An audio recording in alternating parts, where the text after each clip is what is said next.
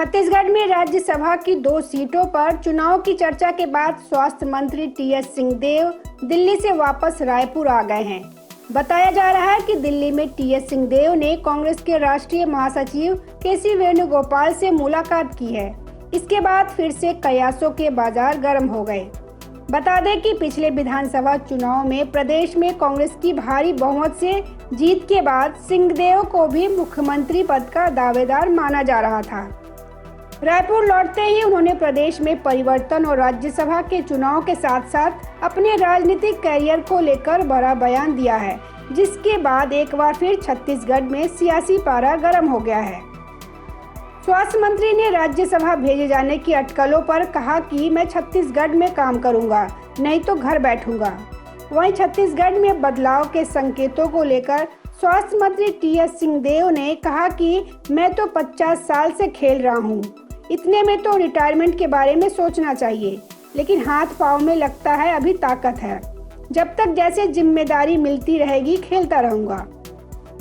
बता दें कि पिछले विधानसभा चुनाव में प्रदेश में कांग्रेस की भारी बहुमत से जीत के बाद सिंहदेव को भी मुख्यमंत्री पद का दावेदार माना जा रहा था।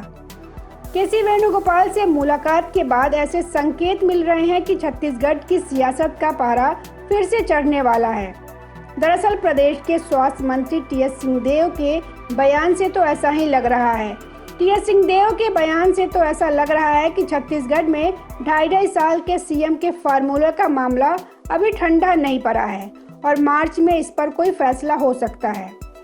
बता दें कि साल 2018 में जब छत्तीसगढ़ में कांग्रेस की सरकार बनी थी, तब कांग्रेस की तरफ से सीएम पद के लिए भूपेश बघेल और टीएस सिंहदेव सबसे तगड़े दावेदार थे।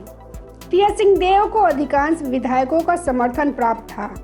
हालांकि कांग्रेस आलाकमान ने भूपेश बघेल पर भरोसा जताया।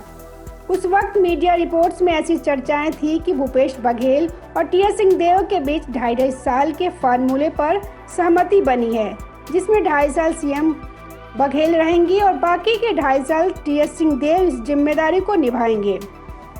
छत्तीसगढ़ की 2 राज्यसभा सीटों के लिए जून में चुनाव होना है। छत्तीसगढ़ विधानसभा के अध्यक्ष डॉक्टर चरणदास महंत ने पहले ही राज्यसभा के लिए अपनी दावेदारी पेश कर दी है, जिसके बाद बाकी के स्थानीय नेताओं की नज़र दूसरी सीट पर थी। लेकिन अब संभावना जताई जा रही है कि एक सीट पर स्थानीय नेता और दूसरी सीट से किसी राष्ट्रीय नेता को राज्यसभा भेजा जाएगा। छत्तीसगढ़ में राज्यसभा की 2 सीटें खाली हो रही है। Bureau report, public news.